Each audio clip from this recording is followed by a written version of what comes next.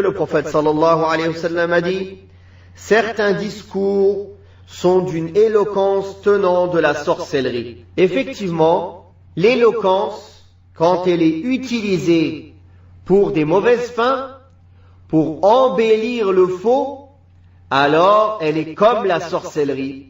Elle est comme la sorcellerie. C'est cette éloquence dans laquelle il y a un moyen d'envoûter l'ouïe et les cœurs, jusqu'à même les ensorceler, et faire paraître le faux comme du vrai, et le vrai comme du faux.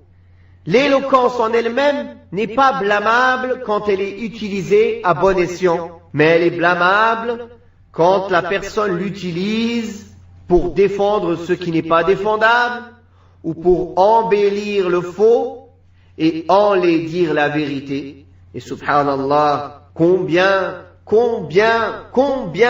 sont les sorciers qui ensorcellent les gens avec leurs paroles aujourd'hui? Combien de gens qui utilisent leur éloquence pour embellir le faux et tromper les gens?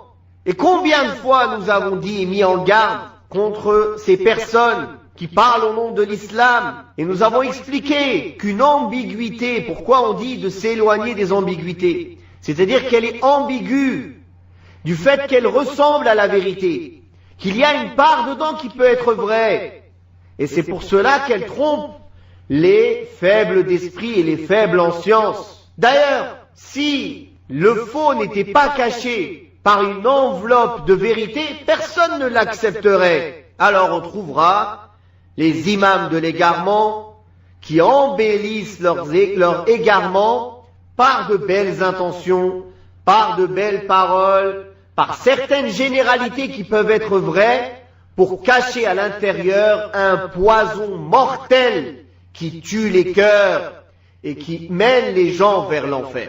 Voilà pourquoi il est nécessaire de prendre garde à tout hypocrite à la langue savante et de s'en tenir aux preuves claires en islam, aux preuves claires du Coran et de la sunna authentique du prophète alayhi salatu wassalam, selon la compréhension et la pratique des pieux prédécesseurs qui ont été les gens les meilleurs, qui ont été élogiés par Allah subhanahu wa ta'ala et par le prophète sallallahu alayhi wa sallam, qui sont le meilleur siècle et les meilleures personnes qu'Allah a choisi pour être en compagnie du prophète sallallahu alayhi wa sallam.